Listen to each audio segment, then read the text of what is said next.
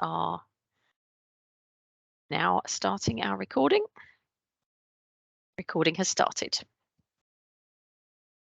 Would you like me to admit everybody? Yes, please, let's admit I shall everyone, do that yes. now. Admitting all 53 people so far.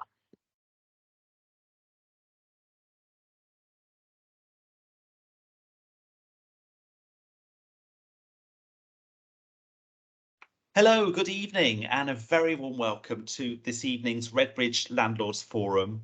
My name is Richard Blanco, and I'm the chair of the forum. I'm also one of the London representatives for the National Residential Landlords Association. It's great to have you here. We had loads of people sign up today, so I'm really excited we've got such good numbers. Thanks very much to Misha Kular, who's been organising things behind the scenes, along with her colleague Sean. And we've got lots of the Redbridge team here today. We've got Sarah Foster, who's Operational Director of Civic Pride, and Themis as well, who is a Group Manager for Environmental Health and Private Sector Licensing.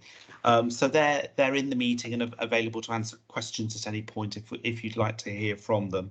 So I'll just do a bit of kind of initial stuff to tell you about before we get going. First of all, to let you know that the meeting is being recorded and it will be available for you on the Redbridge website afterwards. You just need to go to private sector housing, and it's there with the landlord and tenant forums section. You can ask questions during the meeting. The best way to do that is to use the chat function. So do make use of that if you'd like to ask questions. I'll either sort of bring the questions into the main forum, or my colleagues may well answer the questions sort of privately to you through the chat function. I also want to let you know that we do have live captions operating today, and that's at the request of some of the people who are attending the forum. So I hope that's useful for you. If it's not functioning for you, then you can use the transcript. So if you go into the More menu in Teams and you go down, and you'll see there's an option which is Show Transcript, and you'll be able to see the transcript there. I think that's everything I need to say to get us going. I just want to run us through the agenda now. So we're going to start off with a property licensing update from Cheryl Hart, who is licensing processing manager, and Pule, who's Senior Environmental Health Officer. We'll then be focusing on pest control, and I've called that slot the joy of pest control. We've got Natalie Bungay, who's going to be joining us from the British Pest Control Association, and I'm going to be interviewing Natalie about all the different kinds of pests that we have to deal with, when to get a professional in to help, what's the tenant's responsibility, what's the landlord's responsibility, all of that sort of stuff. We've also got Andre from Capital Letters here, who's going to be talking to us about their offer to London landlords. And we're going to be hearing about the private rented sector reforms from Gabrielle Brick. And actually, she's here with Helena tonight from the Department for Levelling Up Housing and Communities. And we will finish off with a presentation from me, which is called Portfolio Planning in Uncertain Times. And what that's about is how to manage your business and how to plan, really, with so much uncertainty. I was focusing on the economy, but actually there's a lot of political uncertainty at the moment too, isn't there? So we'll also be looking at that and coming up with some my thoughts on, buy, sell or hold, and what's happening with the market at the moment. So that's our agenda for the evening. I'm going to stop sharing my screen now and hand you over to Cheryl. Into it goes. Okay, so Cheryl's now going to begin her slot on property licensing along with Pule. Good evening, Cheryl. Good evening, everybody. Thank you for all joining us tonight. I'm just going to share my screen, hopefully. Get my slides up. I'm the property licensing processing manager. Just get this out.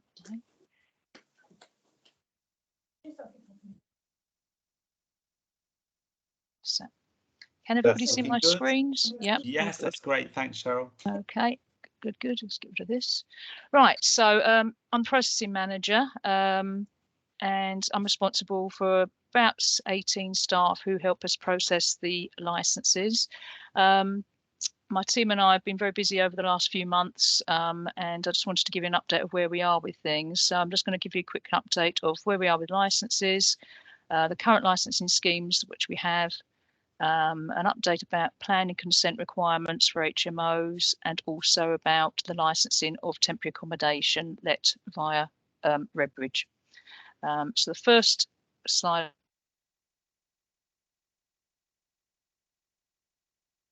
I've got here is schemes, selective, additional and mandatory. And just to give you an idea, if you've been to our forums before, you remember we've had backlogs in the past, but I'm pleased to say, as you can see by these figures, selective licenses are more or less 98% completed. We've only got about 400 or 500 in the system at one go at a time. They usually get issued within 6 weeks now. Additional HMO, that scheme has actually finished at the moment, but they all were issued, and that's under review at the moment. And then we've got the mandatory HMO, which are the larger HMOs of 5+ people. And we're currently about 87% of completions on those.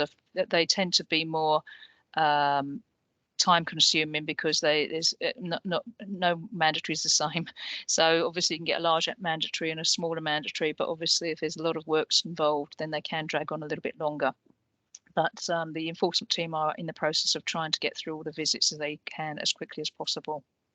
So that's giving you a snapshot of where we are. There's current licensing schemes, right? We've got mandatory HMOs, which, as you all know, is a national mandatory scheme, which is the larger HMOs, which are 5 or more people forming 2 or more households, which are unrelated households and sharing facilities, 1 or more facility. Selective licensing, as of next Tuesday, we're just going to have selective licensing scheme 2 in place still. Selective licensing scheme 1, which was Valentine's and Clementswood, actually expires on Tuesday, and that will be under review. So selective licensing scheme 2 will still be valid until the 30th of September 2023, and that is 12 other wards, and that's still in place. And all these details are on our website. So the schemes, as I've just quickly mentioned, selective scheme 1 will expire on Tuesday, and additional licensing expired in April. But anybody who's got a license, it is still valid for the full 5 years. So if we bring in another scheme, your licenses will still be valid. Right, just quickly to explain with the HMOs, Redbridge brought in Article 4, which is to take away permitted development rights for C4 properties. That was brought in on the 6th of December 2019. And so basically anybody who has a brand new HMO, which isn't an HMO, a C4 category HMO, which is a small HMO before that date, will have to get planning consent. If you apply for an HMO with us and you haven't got planning consent, then we will refer you over to planning. And if you haven't applied for planning within the first year, we will only be giving you a 1-year license, and that means we'll charge you for a 1-year license pro rata. The first fee would be the normal admin fee, but the second fee would be pro rata, or a fifth of the cost. So in that first year, we'd be wanting you to apply for planning consent from planning. If you're not sure about your planning status, you can email planning directly, and there are details on our website. There are some exceptions to this, needing planning consent. And as I said, if you already had a Class C4 HMO in existence before the 6th of December, it's not retrospective, so you wouldn't have to. Now, in planning terms, a C4 can have up to 6 occupants.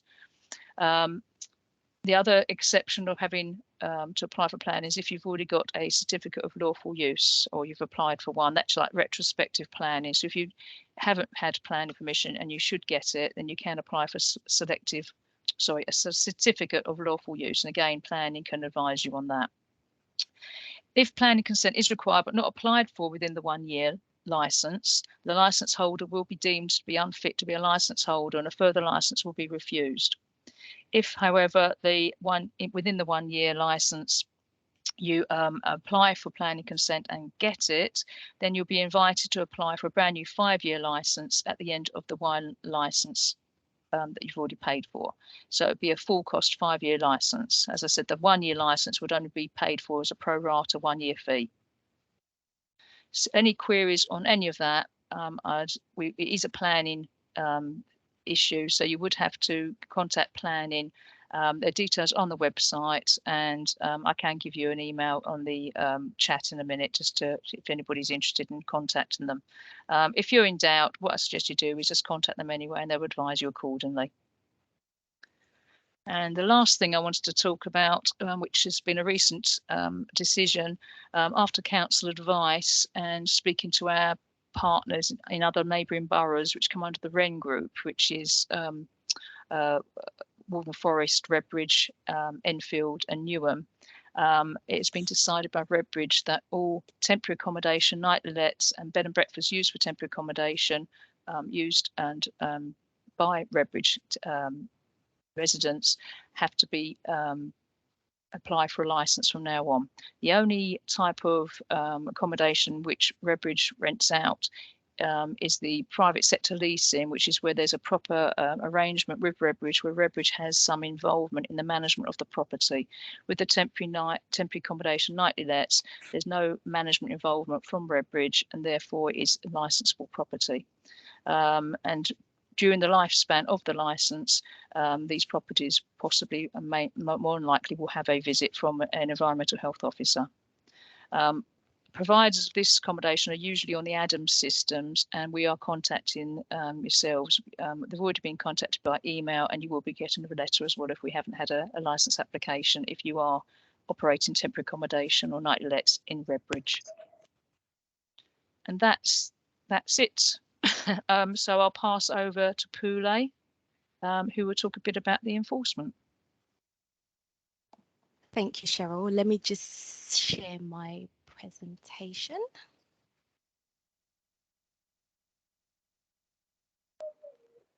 Can everybody see the presentation okay?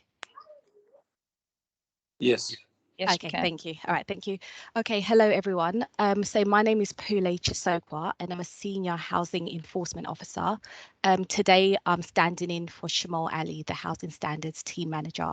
I'm going to just provide an update on the Housing Enforcement Team's activities in the last few months, just provide an overview of the work we've been doing, a few case studies on some of the cases that we've investigated, and also touch on one of the projects that we've been working on.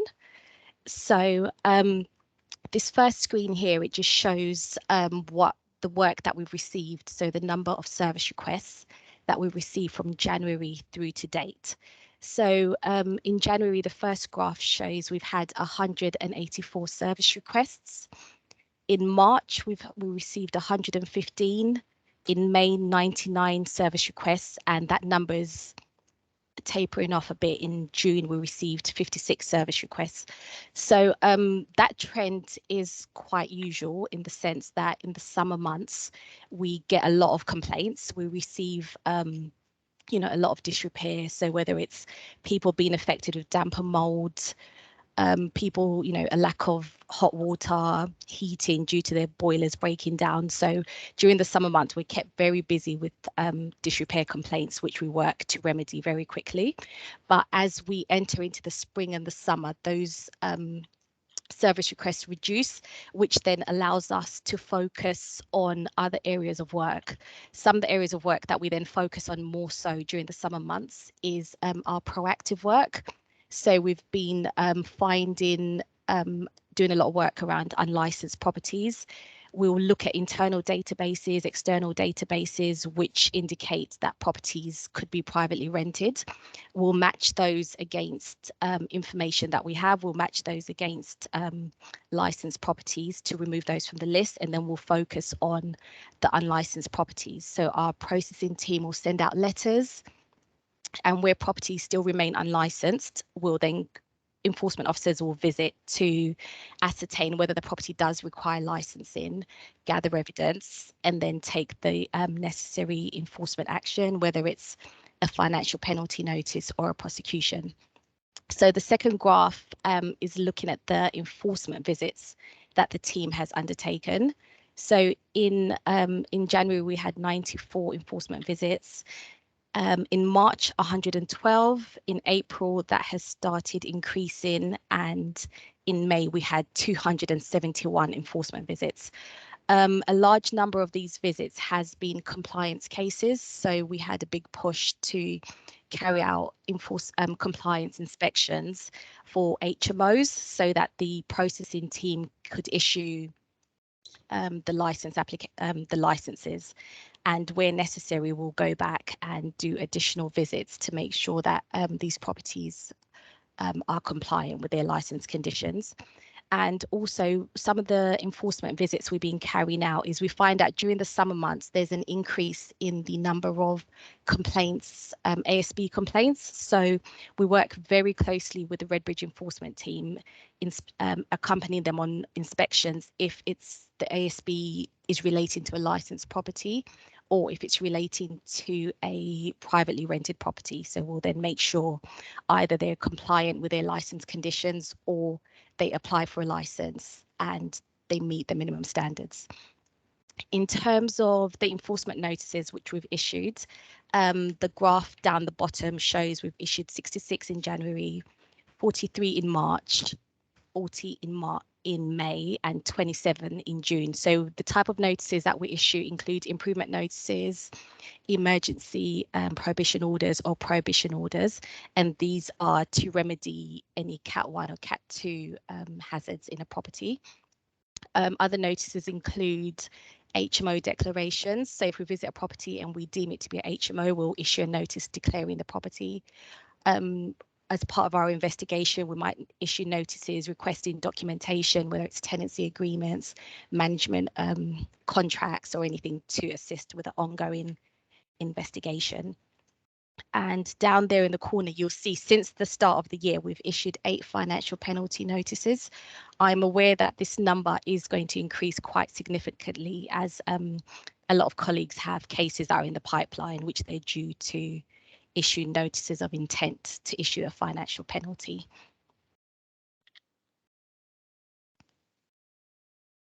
Okay, the next slide is just an overview. So it's going back 5 years, showing all our enforcement activity from the number of visits we've undertaken, the number of service requests we've received, the formal notices that we've issued, the number of prosecutions, the number of notices of intent to issue a financial penalty, and then finally there at the end, the actual final number of financial penalties that we've issued. So we can see that in total in the last 5 years, we've received nearly 13,000 service requests and undertaken just under 19,000 enforcement visits. So the service is extremely busy, and I'm sure for the next 5 years, it will continue to be just as busy. I'm going to quickly go through a few case studies of very recent cases that we've investigated.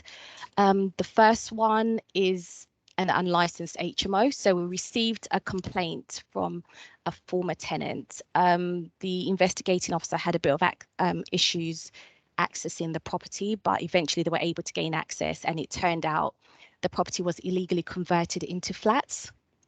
And there were category 1 hazards. The fire detection was inadequate. The fire separation was inadequate. So we worked quite quickly to take this property out of use. The tenants were found alternative accommodation. The tenants were also referred to Justice for Tenants, and I'm aware that a rent repayment order is currently underway. So the landlord was issued with 2 financial penalty notices, which were paid quite shortly after they were served.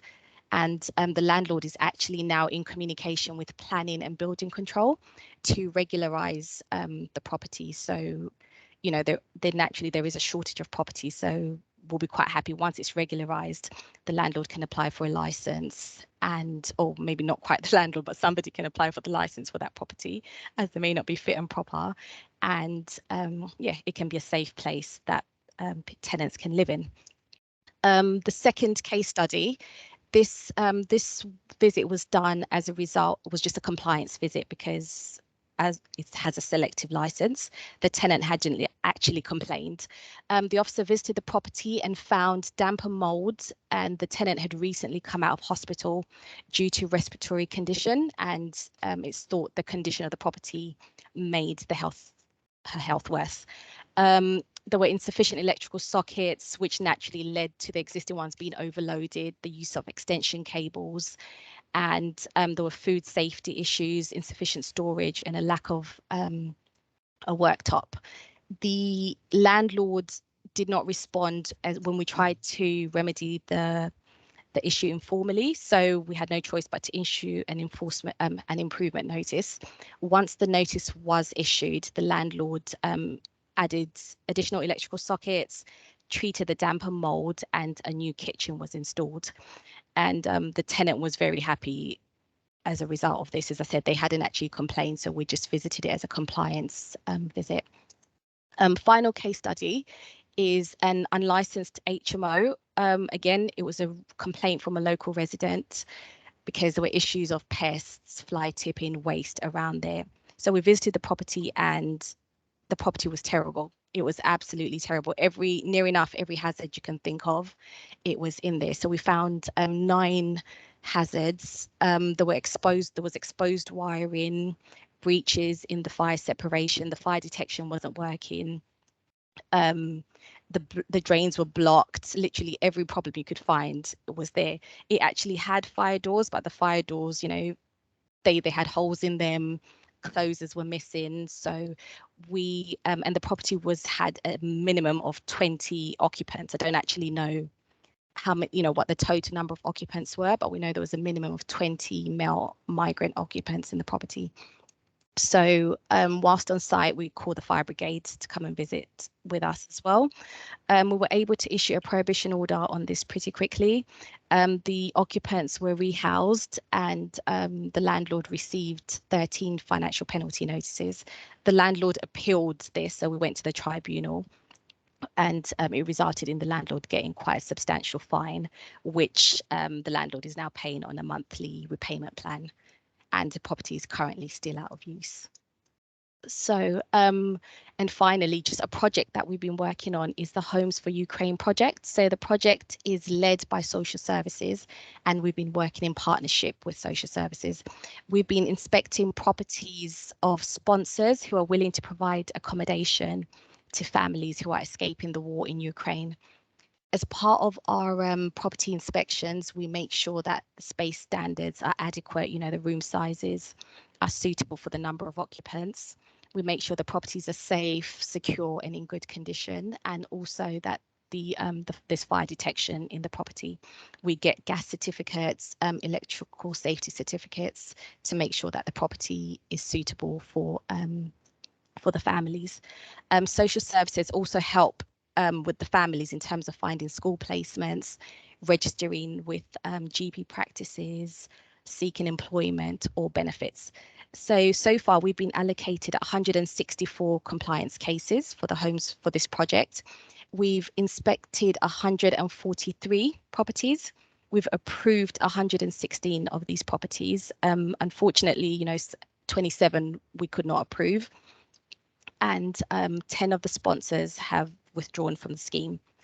At the moment, we have 31 awaiting appointments or outcome, and the scheme is still going because just this week alone, we've received 10 new referrals. So it looks like, you know, they're still trickling in. So we're carrying out those inspections. And yeah, so that is it for the presentation.